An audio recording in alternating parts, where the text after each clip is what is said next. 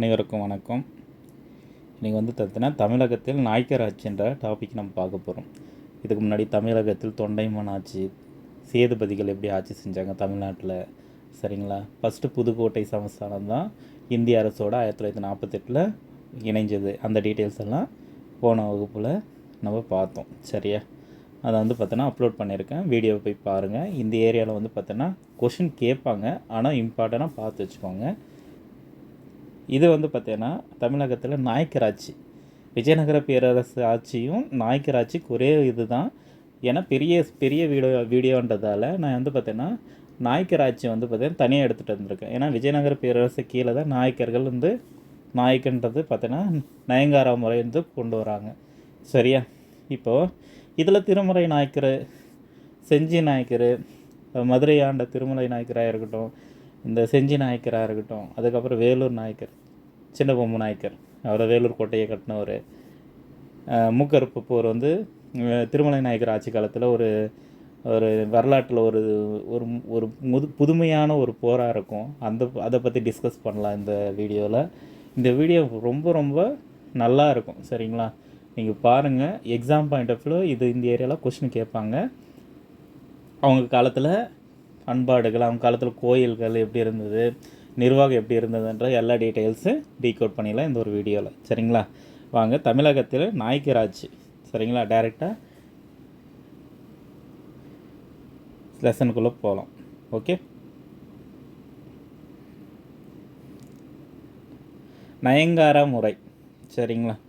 நயங்காரா முறைன்றது பார்த்தீங்கன்னா ஆல்ரெடி சொன்னல, கிருஷ்ணதேவராயர் ஆட்சி காலத்தில் தமிழகத்தில் நயங்காரா முறை அறிமுகமும் ஆகுது, சரிங்களா? நயங்காரா முறை கிருஷ்ணதேவராயர் ஆட்சி காலத்தில் அறிமுகம் ஆகிறது. தமிழ்நாட்டில் அதாவது நாட்டினுடைய அனைத்து நிலங்களும் அரசுக்கே சொந்தம் பண்ணுறது தான் இந்த முறை கொண்டு வந்தாங்க. அதாவது அவர் ஏரியாவில் எதெல்லாம் பிடிச்சிருக்காங்களோ அதெல்லாமே அரசு சொந்தமான நிலங்கள் அப்படின்றாங்க. அரசிடமிருந்து பெற்ற நிலங்களை தான் பெற்றவர்கள் நாயக்கர் அப்படின்றாங்க. அரசு நிலங்கள், அரசிடமிருந்து நிலங்களை பெற்றவர் இவங்க பார்த்தீங்கன்னா நீங்கள் விவசாயம் பண்ணுங்க அப்படின்னு சொல்லிட்டு குறிப்பிட்ட லேண்ட் பார்த்தீங்கன்னா கொடுப்பாங்க. அந்த நிலங்களை பெற்றவர் தான் நாயக்கர்கள். நாயக்கன்றது தலைவன்றது மீனிங்கு தளபதின்று சொல்லலாம், தலைவனும் சொல்லலாம், சரிங்களா? கடமை, விஜயநகர அரசர்களுடைய முகவர் தங்களுக்கு அளிக்கப்பட்ட நிலப்பகுதிகளை நாயக்கர்கள் ஆட்சி புரிந்தாங்கன்றது தெரிஞ்சுக்கிறோம், சரிங்களா? விஜயநகர அரசரில் முகவர்களாக நியமிக்கப்பட்டவர்கள் தான். அவங்க பார்த்திங்கன்னா நிலப்பகுதிகளில் ஆட்சி புரியறதுக்காக அவங்களுக்கு லேண்டு பிரித்து கொடுத்தாங்க. அவங்க தான் பார்த்திங்கன்னா அந்த ஏரியாவில் இருக்கிற லேண்டில் டேக்ஸ் எல்லாம் வசூல் பண்ணி கொடுத்தாங்க அப்படின்றது சொல்கிறாங்க. நிர்வாகன்றது பொறுத்த வரையும் கிருஷ்ணதேவராயர் மகன் அச்சுதராயரின் ஆட்சியின் கீழே 200 நாயக்கர்கள் இருந்தாங்க, அவர் கட்டுப்பாட்டில் இருந்தாங்க அப்படின்றது சொல்கிறாங்க. கிருஷ்ணதேவராயருடைய மகன் யார்? அச்சுதராயன் ஆட்சி காலத்தில் 200 நாயக்கர்கள் அவருடைய கட்டுப்பாட்டு கீழே இருந்தாங்க. முக்கிய மையங்களாக பார்க்குறாங்க எதனா மதுரை, செஞ்சி, தஞ்சாவூர், வேலூர் முக்கியமான நாயக்கர்களுடைய முக்கியமானவர்களில் பார்க்குறாங்க, சரிங்களா?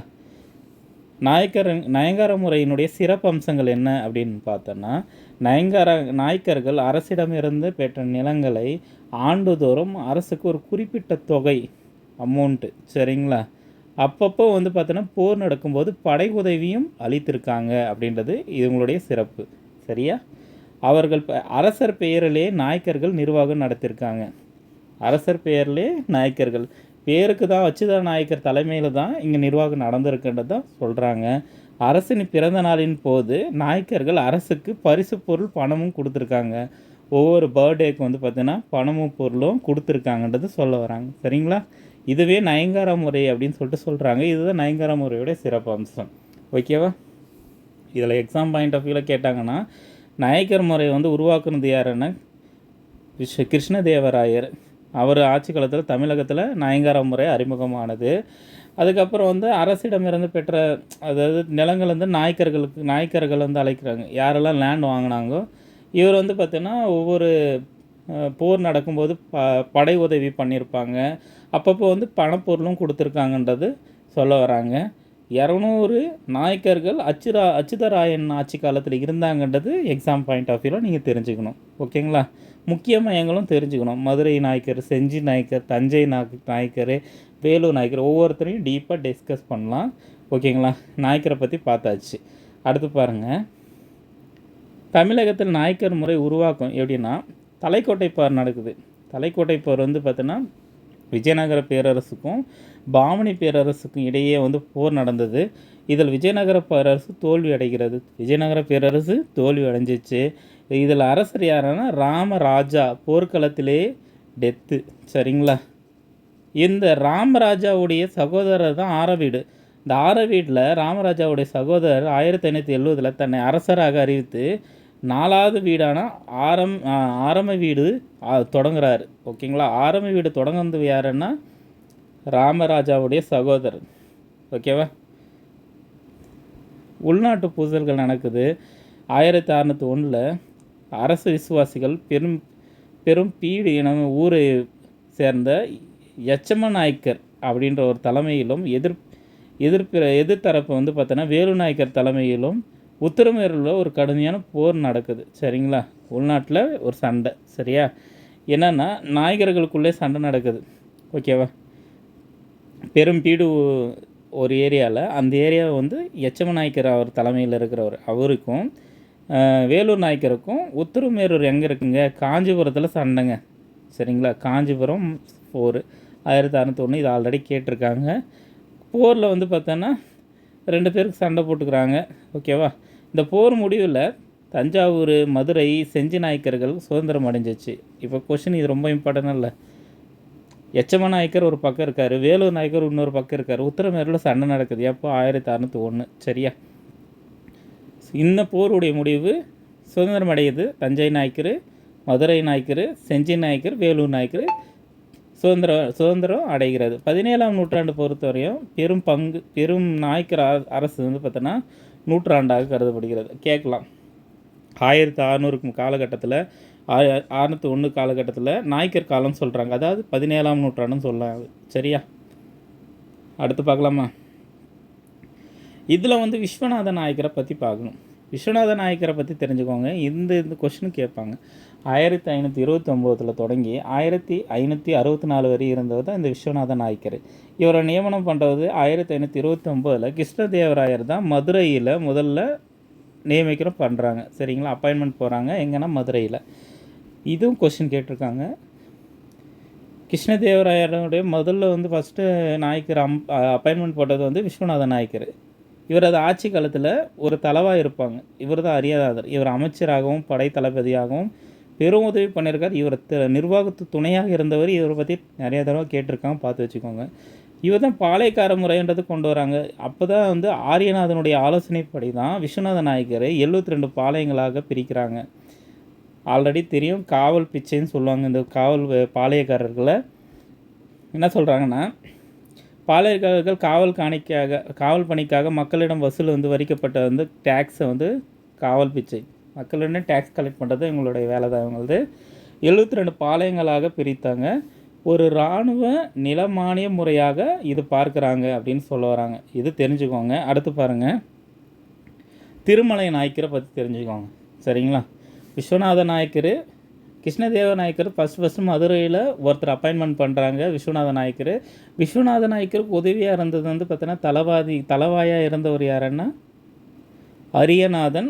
அவர் தான் வந்து 72 பாளையங்களாக பிரிக்கப்பட்டு ஆட்சி செய்கிறாங்க. சரிங்களா? அவங்களுடைய வேலை வந்து காவல் பிச்சைன்ற அவங்க டேக்ஸ் எல்லாம் மக்கள்கிட்டேருந்து வசூல் பண்ணி கொடுக்குற ஒர்க்கு. சரியா? இங்கே பார்த்தீங்கன்னா மதுரை திருமலை நாயக்கரை பற்றி தெரிஞ்சுக்கோங்க. 1623 தொடங்கப்படுது. 1659 இவர் ஏரியாவில் ரொம்ப முக்கியம். சிறந்த மன்னராக கருதப்படுறாரு இந்த திருமலை நாயக்கர். மதுரை நாயக்கர் வம்சத்திலே சிறந்த மன்னர் யாருன்னு கேட்டாங்கன்னா திருமலை நாயக்கர். ஓகேவா? மதுரையில் ஃபஸ்ட்டு நாயக்கர் யாருன்னா விஸ்வநாத நாயக்கராக தெரிஞ்சுக்கோங்க. தலைநகரை மாற்றார். இது கொஷினுங்க. திருச்சியில் இருந்தது, அதுக்கப்புறம் தான் மதுரை. அதுக்கு முன்னாடி வரையும் திருச்சி தான் இருக்குது. அதுக்கப்புறம் தான் மதுரை நாயக்கரை மாறுது. இவர் காலத்தில் தான் சுதந்திர ஆட்சி, விஜயநகர ஆட்சியிலேருந்து விடுவிட்டு தன்னை சுதந்திர அரசுக்காக நிலத்து. அதுக்கு முன்னாடி விஸ்வநாத நாயக்கர் வந்து அவருக்கு கீழே தான் ஒர்க் பண்ணிட்டு இருந்தார். சுதந்திரமாக வெளியிட்டவர் யாருன்னா இந்த திருமலை நாயக்கர். கட்டிடக்கலைன்னு தெரியும்ல, மதுரையிலே புகழ்பெற்றது திருமலை நாயக்கருடைய மஹாலுங்க. அது தெரியுங்களா, இவரால் கட்டப்பட்டது. அப்போ மீனாட்சி அம்மன் கோயில் இருக்குல்ல, அதில் ராஜகோபுரம், புது மண்டபம், வண்டியூர் மாரியம்மன் தெப்பக்குளம், இதெல்லாம் வந்து பார்த்திங்கன்னா மதுரையில் ரொம்ப ஃபேமஸான இடங்கள். இதெல்லாமே திருமலை நாயக்கர் ஆட்சி காலத்தில் கட்டப்பட்டது. இவருடைய வந்து ஆதரவுன்றது புகழ்பெற்ற சமஸ்கிருத அறிஞர் நீலகண்ட தீட்சிதரை இவர் ஆதரித்தார். இதுவும் டிஎன்பிசியில் கொஷின். ஒரு சமஸ்கிருத புலவரை ஆதரிக்கிறாங்க அப்படின்னா எக்ஸாம் பாயிண்ட் ஆஃப்ல பார்த்து வச்சுக்கோங்க. நீலகண்ட தீட்சிதரை ஆதரித்தவர் யாருன்னு இதுக்கு முன்னாடி கேட்டிருக்காங்க. திருமலை நாயக்கர். திருமலை நாயக்கரை பொறுத்தவரையும் தலைநகர் மாற்றிருக்காரு, சுதந்திர ஆட்சி ஏற்படுத்தியிருக்காரு. கட்டிடக்கலையில் திருமலை நாயக்கர் மகாலும் மீனாட்சி அம்மன் கோயிலும் ஏற்படுத்தியிருக்காரு. ஆதரவு யாருக்குன்னா நீலகண்ட தீட்சிதருக்கு ஆதரவு கொடுத்துருப்பாங்க. மதுரை நாயக்கருடைய வம்சங்கள் பார்த்தோன்னா வச்சுக்கோங்க, நிறுவனர் தெரியும் விஸ்வநாத நாயக்கர், சிறந்தவர் தெரியும் திருமலை நாயக்கர், அடுத்து ராணி மங்கம்மாள் பெண் அரசி, புகழ்பெற்ற பெண் அரசி, அடுத்து கடைசியாக மீனாட்சி அம்மா. அவங்கள வந்து கொன்றுவாங்க, விஷம் வச்சு கொன்றுவாங்க. பார்க்கலாம் வாங்க, பார்த்து வச்சுக்கோங்க. ஆர்டர் ரொம்ப இம்பார்ட்டன்ட், பார்த்து வச்சுக்கோங்க. ஓகே, இவருடைய போருடைய வெற்றிகள் நான் சொன்னல, ஒரு சுவாரஸ்யமான போரெல்லாம் இருக்கும், மூக்கறுப்பு போரெல்லாம் இதில் வரும் பாருங்கள். திருமலை நாயக்கர் தனது ஆட்சி காலத்தில் பல முக்கிய போர்களை ஈடுபட்டு வெற்றி கண்டுள்ளார். மைசூர் போர். திருமலை ஆட்சி காலத்தில் பொறுப்பு பெற்றவுடன் மைசூர் இராணுவம் மதுரை மீது படையெடுத்தது. திண்டுக்கல் அருகே வந்து பார்த்தீங்கன்னா போர் வந்து பார்த்தீங்கன்னா திருமலை நாயக்கர் மைசூர் படைகளை தோற்கடிக்கிறார். ஓகேவா, இதுலேயும் வெற்றி. ஓகேங்களா, திருமலை நாயக்கர் வெற்றி. திருவாங்கூர் போர் அப்படின்னா திருவாங்கூர் அரசர் வந்து பார்த்தீங்கன்னா உன்னி கேரளவர்மன். இவர் டேக்ஸ் கட்ட மறுத்துடுவார், அதனால் போர். சரி, அவர் மீது போர் தொடுத்து தோற்கடித்து முறைப்படி வந்து பார்த்தீங்கன்னா வரி செலுத்த வைக்கிறாரு. சரிங்களா, டேக்ஸ் கட்ட வைக்கிறாரு. ரெண்டாவது போர் திருவாங்கூர் போர். ஓகேங்களா, மூணாவது போர் வந்து பார்த்தீங்கன்னா முஸ்லீம் படையெடுப்பு. முஸ்லீம் வந்து விஜயநகர பேரரசில் மூன்றாம் ஸ்ரீரங்கன் மதுரை எதிராக படையெடுத்த போது திருமலை நாயக்கர் செஞ்சு மற்றும் தஞ்சாவூருக்குள் உடன்படிக்கையை செய்து கொண்டு எதிராக திட்டமிட்டார்ன்றது தெரிஞ்சு வச்சுக்கோங்க. முஸ்லீம் நம்மளை நோக்கி வருதுன்னா கண்டிப்பாக நம்ம பெரும் படையாக இருக்கணுன்றதால 2 நாயக்கர்களும் ஒன்றா வராங்க. ஒன்று செஞ்சு, ஒன்று தஞ்சாவூர், இங்கே மதுரை. மொத்தம் 3 பேர் சேர்ந்து ஸ்ரீரங்கன், 3ஆம் ஸ்ரீரங்கன் மதுரைக்கு எதிராக வந்து படையெடுக்கிறார். ஓகேங்களா, விஜயநகர பேரரசுடைய 3ஆம் ஸ்ரீரங்கன் மதுரை எதிராக படையெடுக்கிறார். ஏன் வந்து விஜயநகர பேரரசு இங்கே எதிர்க்கிறாங்க அப்படின்னா இவங்க சுதந்திரம் அடைஞ்சிட்டாங்க, அதனால் வந்து படையெடுத்து வராங்க. சரியா, தெரிஞ்சுக்கோங்க. அடுத்து மூக்கறுப்பு போர். இதுதாங்க டிஃப்ரெண்ட்டாக சொன்னேன். வரலாற்றில் ஒரு வினோதமான போராக கருதப்படுற போர் தான் இந்த மூக்கறுப்பு போர். என்னென்னா மைசூர் படை ஆல்ரெடி வந்து சொன்னல திண்டுக்கல் இடத்துல தோற்று போயிட்டாங்க. திருப்பியும் மைசூர் படை மதுரையை தாக்கி வருது, மூக்கறுப்பு செயலில் ஈடுபடுறாங்க. பின்னர் திருமலை நாயக்கருடைய மைசூர் படையை தோற்றவுடன் பல எதிரிகள் வந்து பார்த்தோன்னா மூக்கை துண்டித்தனர். இப்போரில் மூக்கறுப்பு போர்னு சொல்கிறாங்க. மூக்கறுப்பு போர். ஓகேங்களா, ஜெயிச்சவங்க தோற்றவங்களுக்கு மூக்கை அறுத்து விட்ருவாங்க. சரியா, இன்னும் டிஃப்ரெண்ட்டாக இருக்குல்ல, அதுதான் மூக்கறுப்பு போர். சரியா, அடுத்து ராணி மங்கம்மாள் பெண்ணரசி. இவங்களும் சிறந்த பெண்ணரசி. சரிங்களா, மதுரையில் சிறந்த பேரரசி ராணி மங்கம்மாள். இவங்க கண்டிப்பாக கொஸ்டின் ஏரியா தான், பார்த்து வச்சுக்கோங்க. இவங்களுடைய காலகட்டம் வந்து ஸ்கூல் புக்கில் தமிழ் புக்கில் கொடுத்துருப்பாங்க. இதில் கொஞ்சமாக தான் இருக்கும் டேட்டா, ஆனால் இம்பார்ட்டண்டான ஃபேக்டெல்லாம் கொண்டு வந்துட்டு இருப்பேன். சரியா, 1689 தொடங்குது, 1706 முடியுது. திருமலை நாயக்கருக்கு பிறகு வந்து மதுரை ஆண்ட மிக சிறந்த பெண் அரசி இவங்க தான். சரியா, நிர்வாக பொறுப்புன்னு தெரியும்ல. சொக்கநாத நாயக்கருடைய மனைவியாக இவர் வந்து தனது 3 வயது வந்து பேரன் விஜயரங்க சொக்கநாதனுடைய பகர ஆளுநராக பொறுப்பேற்றார். இதெல்லாம் கொஷின் கேட்டிருக்காங்க. விஜயரங்க இவன் வந்து பார்த்தோன்னா இவங்க பையனும் செத்துருவாங்க, இவங்க மருமகளும் செத்துருவாங்க. இவங்களுடைய பேரனை வந்து பார்த்தோன்னா சின்ன பையனை வந்து பார்த்தோன்னா சும்மா அரியணையில் உட்கார வச்சுட்டு பகர ஆளுநராக இவங்க தான் வேலை செஞ்சுருப்பாங்க. அவங்க பேர் வந்து விஜயரங்க சொக்கநாதர், அவர் தான் அவங்க பேரன். சரியா, பகர ஆளுநர்ன்றது பாதுகாவலருங்க, பார்த்து வச்சுக்கோங்க, கொஸ்டின் கேட்டிருக்காங்க. ஓகே, நிர்வாக சிறப்புகள் பார்த்தா மதுரை நாயக்கருடைய வம்சத்தில் முதல் பெண் அரசியாக சிறந்தவர் நிர்வாகியாகவும் பார்க்குறாங்க. வீரமிக்க தளபதியாக விளங்கியவங்க இவங்க. அப்புறம் மங்கம்மாள் சத்திரம்னு ஒன்று கட்டுறாங்க. இவரால் கட்டப்பட்டது சத்திரங்களில் புகழ்பெற்ற கட்டிடங்களுக்கு எடுத்துக்காட்டாக இந்த மங்கம்மாள் சத்திரம் பார்க்கப்படுகிறது. நீர்ப்பாசனங்கள் திட்டங்கள் பார்த்தோன்னா உய்யங்கொண்டான் கால்வாய்ன்றது ஒன்று. ஓகேங்களா, ஸோ ரொம்ப இம்பார்ட்டன்ட்ங்க. உய்யங்கொண்டான் கால்வாய் யார் ஏற்படுத்தினதெல்லாம் கேட்டிருக்காங்க. நீர்ப்பாசன திட்டங்களில் இவங்களுடைய பாசன திட்டம் ரொம்ப முக்கியமானது. நீர்ப்பாசனம் மற்றும் சாலை பணிகளுக்கு அதிக முக்கியத்துவம் கொடுத்த இவங்க. உய்யங்கொண்டான் கால்வாய் வெட்டியவங்க இவங்க தான். சரிங்களா? பொதுப்பணித்துறைன்றது சாலைகளில் நிழல் தரும் மரங்கள் நட்டது. சாலை ஓரத்தில் இப்போல்லாம் இல்லை, எல்லாம் 4 வழிச்சாலை 8 வழிச்சாலைலாம் பண்ணிட்டாங்க. இருக்கிற மரத்தெல்லாம் வெட்டிட்டாங்க. ஓகேவா? அங்கே சாலையில் நிலம் தரும் மரங்களை நட்டது பொதுப்பணியில் இந்த அம்மாவுடைய திட்டங்கள் தான். சரியா? இலைப்பாறும் விடுதிகள், இலவச உணவுச்சாலைகள் எல்லாமே இங்கேயும் கொண்டு வந்தது தான். ஓகேங்களா? முக்கியமான இடங்கள் அவங்களது திருமலை நாயக்கருடைய சிலை, மதுரை மீனாட்சி அம்மன் கோயில், மதுரை நாயக்கருடைய மகால், இதான் ஒரு முக்கியமான இடங்களாக பார்க்குறாங்க. சரியா? மதுரை நாயக்கர் ஆட்சி காலத்தில் மீனாட்சி பற்றி தெரிஞ்சுக்கலாம். சொன்னல கடைசி ஆட்சியாளர் விஷம் வச்சு கொண்டுருவாங்கன்னு சொன்னல, இதை பார்த்துடலாம். அவங்கள 1732 தொடங்குது, 36 முடிஞ்சது. விஜயநகர சொக்க நாயக்கருடைய வாரிசு இன்றி இறந்ததால் மீனாட்சி பார்த்தீங்கன்னா ஆட்சி பொறுப்பு ஏற்றாங்க. அந்த 3 வயசு பகர ஆளுநராக இருந்தாங்கள்ல, அவருக்கு வாரிசு இல்லை. அவங்களுடைய ஒய்ஃப் தான் மீனாட்சி ஆட்சி பொறுப்பு ஏற்றாங்க. வளர்ப்பு மகனாக ஒருத்தனை விஜயகுமார்ன்ற நாயக்கர்ன்றவரை தத்தெடுத்து பாதுகாவலராக ஆட்சி தொடங்குறாங்க.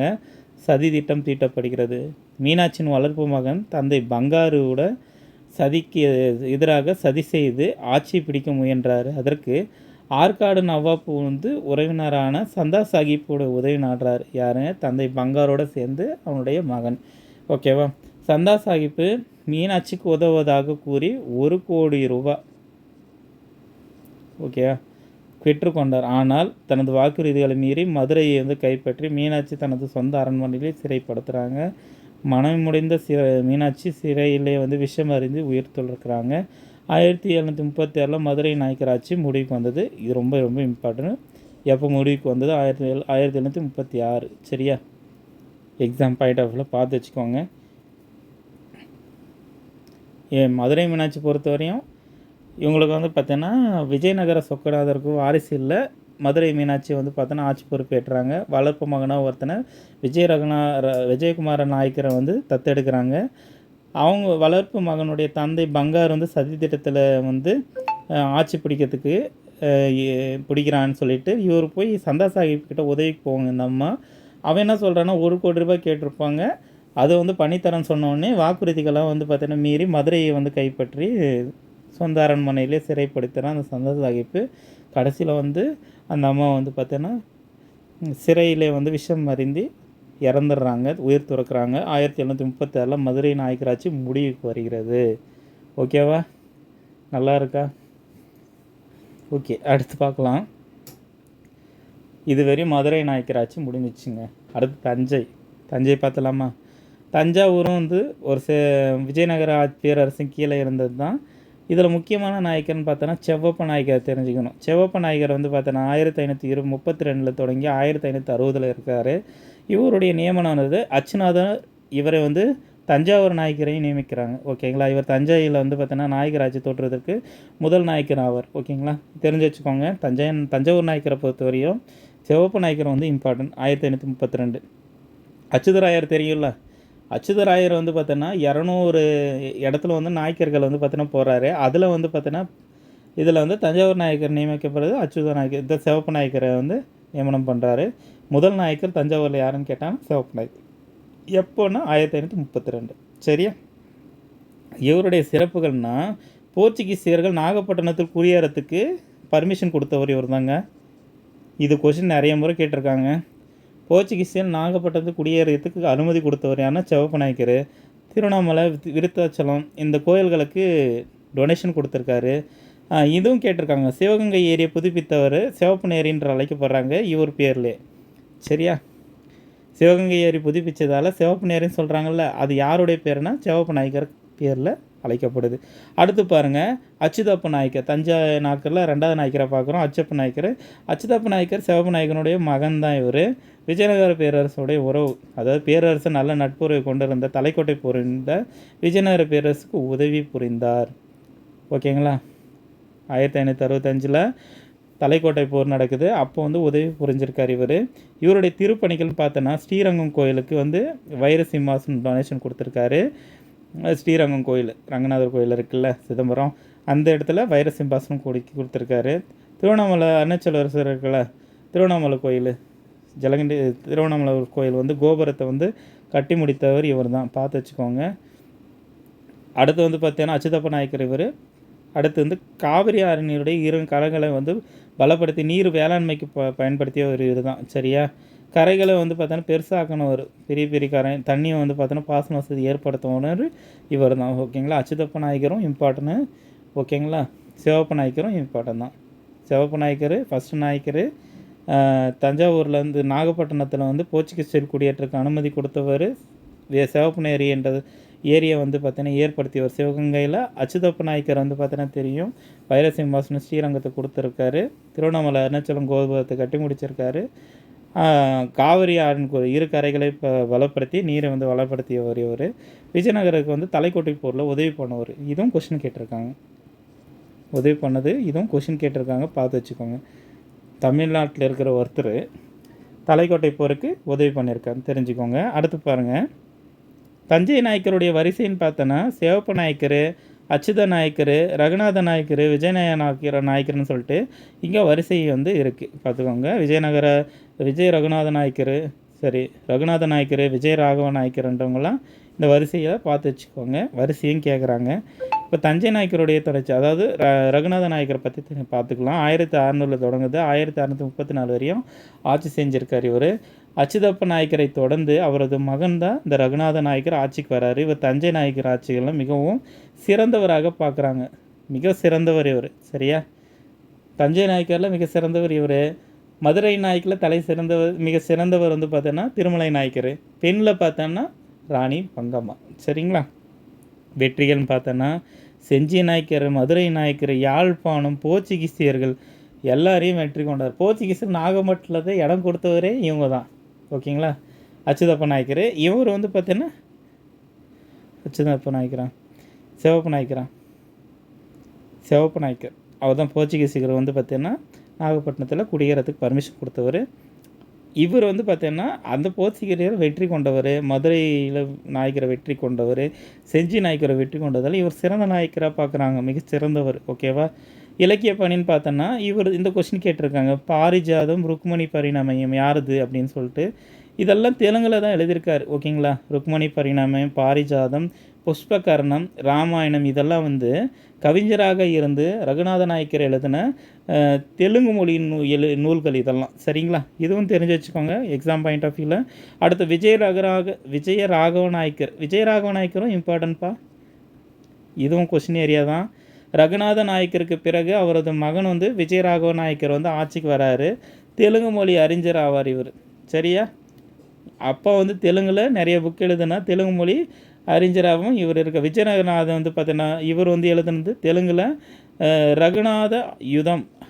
ரகுநாத பாயுதம் அப்படின்றது அவங்க அப்பாவை பேர் வச்சு ஒரு நூலை எழுதியிருக்காரு. கொஸ்டின் பார்த்து வச்சுக்கோங்க. மதுரை நாயக்கர் சொக்கநாதர் 1673 தஞ்சை மீது படையெடுத்து விஜய ரகுநாத நாயக்கரை கொன்றார். ஓகேவா? இத்துடன் தஞ்சை காலியாகிச்சு. ஓகேங்களா? தஞ்சை காலியாகிடுச்சு. ஓகேவா? அப்புறம் மராட்டியர் ஆட்சி. பிஜப்பூர் சுல்தான் அனுப்பிய மராட்டிய தளபதி வெங்கோஜி தஞ்சை மன்னராக பொறுப்பேற்றார். அப்போது தஞ்சை வந்து பார்த்தீங்கன்னா தஞ்சை வந்து நாயக்கர் ஆட்சி முடிவு கொண்டு வந்தவர் யாருன்னா மதுரை நாயக்கராகும். மதுரை நாயக்கர் தான் சொக்கநாதர். அந்த சொக்கநாதர் தான் வந்து பார்த்தோன்னா தஞ்சை வந்து பார்த்தோன்னா நாயக்கர் ஆட்சி முடிவு கொண்டு வந்தாங்க. அடுத்து வந்து பார்த்தோன்னா மராட்டியர் ஆட்சி, அதாவது மராத்தியர்கள் உள்ள வராங்க. பிஜப்பூர் சுல்தான் வந்து மராட்டிய தளபதியான வெங்கோஜி தஞ்சையின் மன்னராக 1676 பொறுப்பேற்றார். ஓகேங்களா? ஆல்ரெடி வந்து தஞ்சை வந்து பார்த்தீங்கன்னா மராத்தியர் வந்து பார்த்தீங்கன்னா பார்ப்போம் அடுத்த லெசனில். மராத்தியர் லெசன் இருக்குது, அதில் பார்க்கலாம். இந்த டீட்டெயில்ஸ் மட்டும் தெரிஞ்சுக்கோங்க. அடுத்து பார்க்கலாம். அடுத்து செஞ்சி நாயக்கர். இந்த பகுதி பாருங்களேன், பாலாறு இந்த பக்கம், கொள்ளிடம் இந்த பகுதி, இடைப்பட்ட பகுதியில் தான் வாழ்ந்தவங்க தான் இந்த செஞ்சி நாயக்கர்கள்.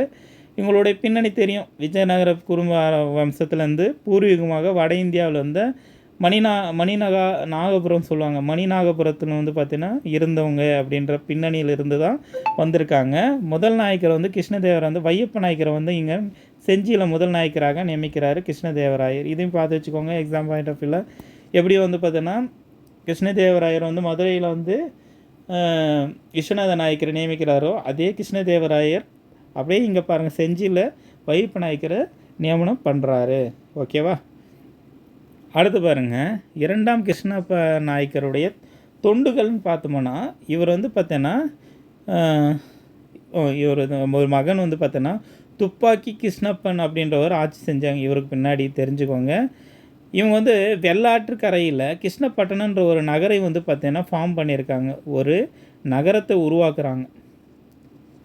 கிருஷ்ணப்பட்டணம் சொல்லுவாங்க, நகரம் உருவாக்கம். ஓகேவா?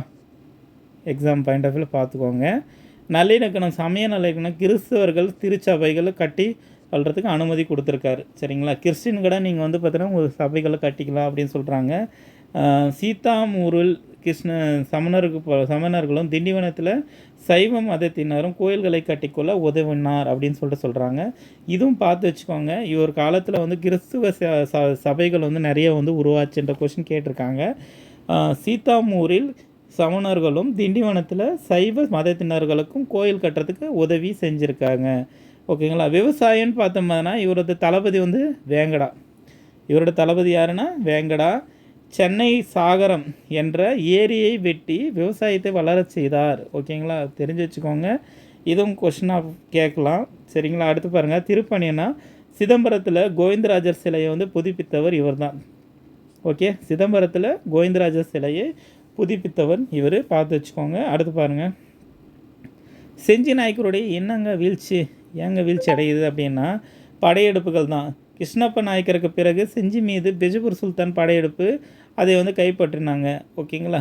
சுல்தானுடைய படையெடுப்பு, அதனால் மராட்டியர் வந்து உள்ளே வராங்க. மராத்தியர் வந்து 1678 மராட்டிய மன்னர் சிவாஜி செஞ்சியை வந்து பிடிக்கிறாரு. செஞ்சி மராட்டியர் ஆட்சி கீழ் ஒரு பகுதியாக வருது. இங்கே வந்து பார்த்தோன்னா தேசிங்க ராஜா, இது வந்து கொஷின் கேட்டிருக்காங்க. அவங்களுடைய மனைவி வந்து பார்த்தோன்னா ராணி வந்து பார்த்தோன்னா, இது ராணிப்பேட்டைன்னு உருவாகி இருக்கும்ல, ராணிப்பேட்டை உருவாச்சு இல்லை, தேசிங்க ராஜா அந்த இதில் தான் வரும். நான் மராத்தியர் பார்க்கும்போது தெளிவாக சொல்லிடுறேன். தேசிங்க ராஜா சிவாஜிக்கு பிறகு ராஜபுத்திர படை தளபதியாக சொருப் சிங்கு செஞ்சியை வந்து ஆட்சி செய்தார். அவருக்கு பிறகு அவரது மகன் வந்து பார்த்தா தேசிங்க ராஜா ஆட்சிக்கு வராங்க, தெரிஞ்சுக்கோங்க. இதுவும் இம்பார்ட்டன்ட் தான். ஆற்காடு நவாப் வந்து பார்த்தோன்னா, ஆற்காடு நவாப் சந்தா சாஹிப் சாகதுத்துல்லா கான் அவங்க வந்து செஞ்சி மீது படையெடுத்து தேசிங்க ராஜாவை வீழ்ச்சி செய்கிறாங்க. வீரமாக போரிட்ட தேசிய ராஜா போர்க்களத்திலே இறந்துடுறாரு. ஓகேங்களா? முடிவு வந்து பார்த்திங்கன்னா 1698 முகலாயர் சார்பில் சுல்பர் பிர்கான் வந்து செஞ்சியை வந்து கைப்பற்றாங்க. இத்துடன் செஞ்சி ஆட்சி முடிவுக்கு வந்தது. ஓகேவா? செஞ்சி ஆட்சி எப்போ முடிவுக்கு வந்தது? 1698. யாருன்னா முகலாயர் சார்பில் சுல்பிர் கான் அவங்க தான் வந்து பார்த்தீங்கன்னா செஞ்சியை கைப்பற்றுறாங்க. ஓகேவா? அது தெரிஞ்சுக்கோங்க. அடுத்து பாருங்கள், வேலூர் நாயக்கர் வந்து பார்த்திங்கன்னா நிறுவனத்தும் பார்த்தோன்னா வேலூர் நாயக்கர் ஆட்சியை வந்து பார்த்தீங்கன்னா சின்ன நாயக்கா பொம்மர்னு சொல்கிறார். சின்ன கட்ட பொம்மை நாயக்கர்னு சொல்லுவாங்க, சின்ன நாய்க்கு பொம்மர்னு சொல்லுவாங்க. சின்ன நாய்க்கு பொம்மர். ஓகேங்களா? இவர் தான் வந்து பார்த்தோன்னா வேலூர் கோட்டையை காட்டினவர். ஓகே, தொடர்ச்சி இவருக்கு பிறகு வந்து லிங்கம நாயக்கர்னு ஆட்சிக்கு வந்திருப்பாங்க. வேலூர் நாயக்கர் சிறிது காலம் தான் ஆட்சி செஞ்சுருப்பாங்க. இது வேறு விஜயநகர பேரரசுக்கு உண்மையாக இருந்தாங்க அப்படின்னு சொல்கிறாங்க. விஜயநகர பேரரசுக்கு உண்மையாக இருந்தாங்க அப்படின்னு சொல்கிறாங்க. உத்தரமேரூரில் ஒரு போர் நடந்திருக்கு. எச்சம நாயக்கருக்கும் வேலூர் நாயக்கர்களுக்கும் சண்டை நடந்திருக்கும். ஓகேவா? அது மட்டும்தான் வந்து கீ ஃபேக்ட்டு, அதை பார்த்து வச்சுக்கோங்க. நாயக்கருடைய ஆட்சி முறைன்னு பார்த்தோன்னா எப்படின்னா நிர்வாகம்னா பல மாநிலங்கள், மண்டலங்கள், சீமைகள், கிராமங்களாக பிரிஞ்சது. மாநிலங்கள், மண்டலங்கள், சீமைகள், கிராமங்கள். ஓகேவா? இந்த மாதிரி கீ பாயிண்ட்டாக எழுதி வச்சுக்கோங்க, அப்போ தான் ஞாபகம் வரும். ஓகேங்களா? வருவாய் வந்து பார்த்தோன்னா பாளையப்பட்டு முறை என்ற முறையில் நடையிலிருந்து இருந்தது. அரசினுடைய முக்கியமான வரி நிலவரியாகவும் இருந்தது. லேண்ட் டேக்ஸ் மட்டும்தான் அவங்களுக்கு பெரிய லாபம் இருக்கும். தமிழ்நாட்டில் எப்படி எந்த டேக்ஸ் வந்து லாபம், எந்த ஏரியா வந்து ரொம்ப லாபம், டாஸ்மாக் தான் பெரிய லாபம் சொல்கிறாங்க. ஆனால் அது ரொம்ப என்ன சொல்கிறது, அதுக்குள்ளே அதெல்லாம் போகக்கூடாது. ஆனால் அது வந்து பார்த்தீங்கன்னா எந்த ஒரு நாட்டிலையும் வந்து பார்த்தீங்கன்னா டாஸ்மாகை பேஸ் பண்ணி அந்த ஒரு நாடு இருக்கக்கூடாதுன்றது தான் இது காந்தியுடைய கொள்கையிலே வந்து ஆர்டிகல் 40 என்ன சொல்லுது, அதாவது கிராம பொருளாதாரத்தை பற்றி பேஸ் சொல்லியிருக்குவாங்க. சரி, ஓகே, இன்றைக்கி பார்த்துடலாம். வருவாய்ன்றது பார்த்தீங்கன்னா பாளையப்பட்டு முறை நடைமுறையில் இருந்தது. இதுவே வந்து அரசினுடைய முக்கிய வருவாயாக நிலவரி முறையாகும். சரிங்களா? அடுத்து பாருங்கள், சமூக பொருளாதாரம் எப்படி இருந்தது அப்படின்றது தெரிஞ்சுக்கோங்க. எப்படி இருந்ததுன்னா சமூகம் வந்து பார்த்தோன்னா பிரிவுகளை ஜாதி முறை கடுமையாக இருந்தது. வலது கை இடது கைன்றது இருக்காங்களா, இடது கை சாரதிகள் வந்து பார்த்தோன்னா மார்க்சிஸ்ட் கம்யூனிஸ்ட் கட்சிகள்லாம் வந்து பார்த்தோன்னா இடது கைன்னு சொல்லுவாங்க. வலது கைன்னா வந்து பார்த்தோன்னா நிறைய பேர் இந்த வெளிநாட்டிலலாம் எடுத்துக்கினா ட்ரம்ப் கண்ட்ரி அவங்களாம் இருக்காங்களா, அவங்களாம் வந்து பார்த்தோன்னா வலது கை பார்ட்டிஸ்ன்னு சொல்லுவாங்க. அடிமை முறைன்றது பார்த்தோன்னா இருந்திருக்கு. ஓகேங்களா. டச்சு நாட்டு வணிகர்கள் வந்து பார்த்தோன்னா அடிமைகளை வந்து வணிகர்கள் அடிமை சந்தைகளை தொடங்கினாங்க அப்படின்றது தெரிஞ்சுக்கோங்க ஒரு காலத்தில் டச்சு நாட்டிலேருந்து. அடுத்து குடியேற்றங்கள் பார்த்து வச்சுக்கோங்க. தெலுங்கு பேசும் மக்கள் தமிழகத்திற்கு பெருமளவும் குடியேறி நில உரிமையாளராக மாறி இருக்காங்கன்றது தெரிஞ்சுக்கோங்க. லிங்க வழிபாடு அருணாச்சலத்தில் என்ன வழிபாடு இருக்குங்க? லிங்க வழிபாடு. அவங்க சைவ சமத்தில் லிங்க வழிபாடு ஆதரிக்கிறாங்க. திருவிழான்னா சித்திரை திருவிழாங்களாம் மதுரையில் நடக்குதில்ல. தெப்ப திருவிழா சித்திரை இதெல்லாம் வந்து பார்த்தோன்னா திருமலை நாயக்கர் ஆட்சி காலத்தில் ஏற்படுத்தப்பட்டது. இது தெரிஞ்சு வச்சுக்கோங்க. இப்போ நடக்கிற சித்திரை திருவிழா யார் காலத்தில் ஏற்படுத்தப்பட்டது? ராணி மங்காமெல்லாம் ஆப்ஷன் பார்த்தோன்னே அச்சு போடுவீங்க, பார்த்து வச்சுக்கோங்க. திருமலை நாயக்கர் காலத்தில் தான் சித்திரை திருவிழா நடந்தது, அறிமுகப்படுத்துகிறாரு அப்படின்றது தெரிஞ்சுக்கோங்க. அடுத்து வந்து பார்த்தீங்கன்னா விவசாயம் பற்றி தெரிஞ்சுக்கோங்க. வைகை ஆற்றுப்படுகையை தவிர பிற பகுதிகளில் வறட்சி பகுதியாகவே இருந்தது. வேளாண்மை பருவமழையை நம்பி தான் இருந்திருக்குன்றது தெரிஞ்சுக்கோங்க. ஓகேவா. நாயக்கர் கால கட்டிடக்கலை எப்படி இருந்தது அப்படின்னா, நாயக்கர் காலத்தில் திராவிட கட்டிடக்கலையினுடைய ஒரு புதிய உச்சத்தை எட்டியது அப்படின்னு சொல்கிறாங்க. ஆயிரங்கால் மண்டபம் தெரியும் மதுரை மீனாட்சி அம்மன் கோயிலில். இது புது மண்டபம், பிரம்மாண்ட கோபுரங்கள். திருமலை நகர் மகால் இருக்குல்ல, அந்த இந்தோ சாரணிக் பானையில் கட்டியிருக்காங்க. இது டிஎன்பிசியில் கேட்ட கொஸ்டினுங்க. இத்தாலி சிற்பிகளால் மேற்பார்வையிலேருந்து கட்டப்பட்ட மகால்னு சொல்கிறாங்க, பார்த்து வச்சுக்கோங்க. அதே மாதிரி திருவண்ணாமலை அருணாச்சலேஸ்வரர் கோயிலும் ஸ்ரீவில்லிபுத்தூர் ஆண்டாள் கோயிலும் கோபுரங்கள்னு பார்த்து வச்சுக்கோங்க. இதெல்லாம் வந்து பார்த்தோன்னா நாயக்கர் காலத்தில் சிறப்பாக கட்டிடக்கலையாக பார்க்குறாங்க. சிற்பக்கலைன்னு பார்த்தோம்னா யாழி உருவங்கள் செதுக்கப்பட்ட தூண்கள். சரியா, சிங்கம் மாதிரியே இருக்கும், ஆனால் சிங்கம் இல்லை, யாழி. ஓகே, யார் காலத்துலன்னா இந்த நாயக்கர் காலத்தில் ஏற்படுத்தப்பட்டது தான் நுணுக்கங்கள் சிற்பமானது.